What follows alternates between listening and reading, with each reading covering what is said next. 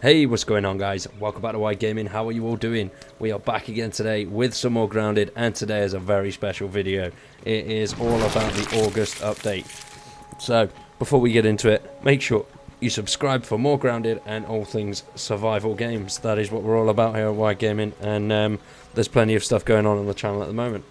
So, update to 0.2.0 is the first update for Grounded, and fucking get this, early access game with an early update. That is, that's rare. That's very rare. An early update. So this game's going to be promising. Just that's got me an early update. I mean, wow, that's amazing. There's loads of new features, loads of new bits. On Thursdays is when we're doing the Grounded series, and I pre-recorded Thursday's video. So a few of the new, well, all of the updated stuff will not be in that. But never mind, we'll be back to normal next week. So let's get into it. I'm going to go through some of these new features that have been added. First off, the new features seem pretty cool. Birds. New crafting materials and recipes from bird feathers. And now also a perk system with 13 new unique perks to discover. And the new burgle quest types. Crafting quests. And locating the burgle chips, which is absolutely awesome. I'm looking forward to that. I've found a few of them so far already, but just having new quests is going to be something really good. I was a little disappointed because I didn't know anything about the game when I first started, so I was slightly disappointed that we got to the burgle and that was it. There was no more quests, but oh well, you know, it happens. Never mind. Now though, there's all sorts of new little bits, and also new buildings. Well, new building parts, so building fences and tables, and they've also added water-fleet ambient insect to the flooded biome. And, you know, all of this stuff is small changes, but it's also in the right direction, just to add a little bit more to this game. So far I think the building's quite cool. I really like it. It's interesting, it's different. You know, you can build a massive house out of grass. How cool is that shit, man? Definitely an amazing game that I'm really enjoying. And the patch notes are absolutely massive. There is so much stuff, and what I'm going to do is put the link to that in the description below, so you can check out most of all the bits there. But we will go through the main bits, and then just the little bits will be down at the bottom. So they have buffed some weapons, such as the spider fang dagger and the spike traps.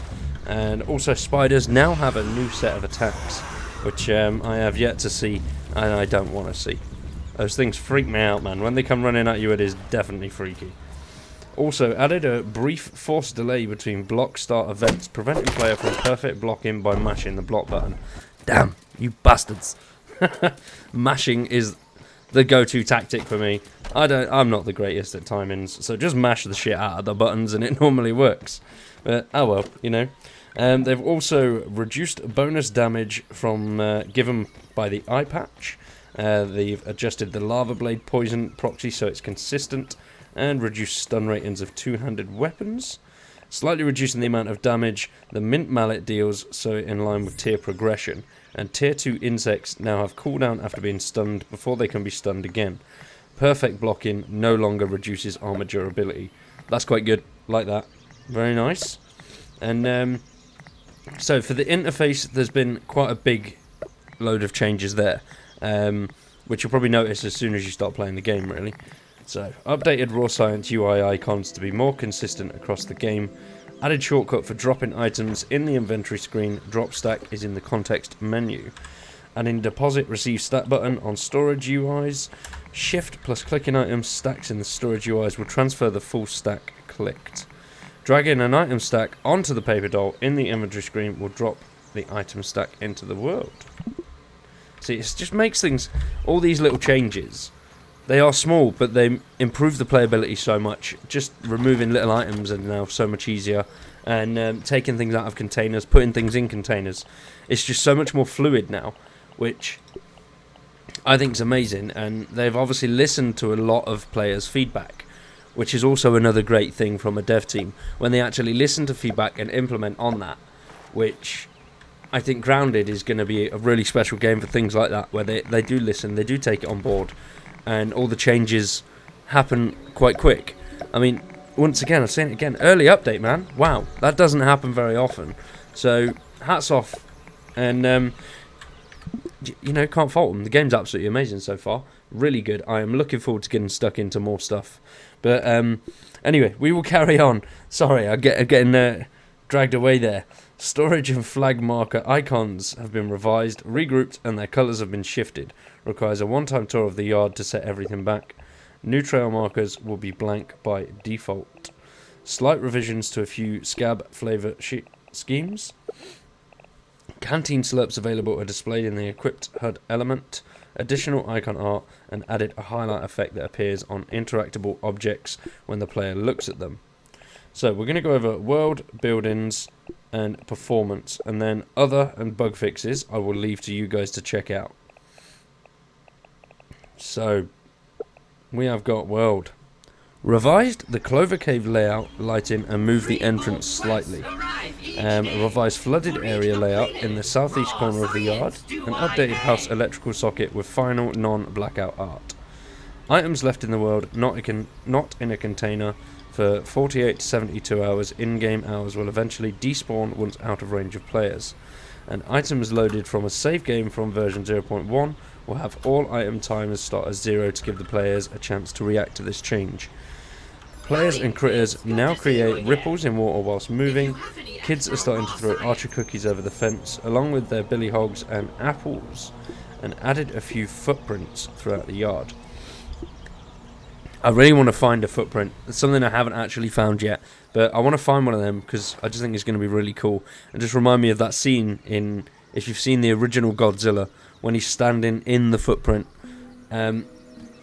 It's just little quirky little things like that, you know, which is what I love about this game. I really didn't think I'd enjoy it because of the cartoony aspect, but no, it's shocked me once again. It's absolutely amazing. So anyway, we continue one more bit. We got the buildings. Base buildings will now be more reliably anchored when built on top of objects such as the baseball. Palisades will no longer immediately collapse when an attached building is removed. Water containers can now collect falling droplets. Players can now drink from water containers whilst holding weapons. Stairs may now be embedded into the ground like scaffolds and ramps. Walls that are sandwiched above by 2 floors will have their crenellations suppressed, and the camera will slide to correct position when interacting with a weapon wall mount. And also tweaked the place position of the weapon wall mount to be more centered. Good, my OCD loves centered, man. Gotta have shit centered. And performance, this is the final bit, and then there's a lot of other stuff that's just basically small little bits, which are really, they're quite cool, but I will leave that for you guys to check out. And if you want to see these in more detail, then obviously let me know in the comments, and what we'll do is we'll get the gameplay in the background and then I'll go over them in full. That's up to you guys, let me know. So performance, better windowed, full screen performance in Windows versions of the game, better UI inventory GPU performance, significant load game time improvement for games with large bases, and better GPU performance during nighttime. So guys, that is it. That is what you have, all the major parts for the 0.2.0 update. So thanks for watching today. I hope you've enjoyed. Remember to subscribe for more Grounded, and make sure you tune in at 7 PM on Thursday for another episode. We'll see you again very soon with some more. Peace.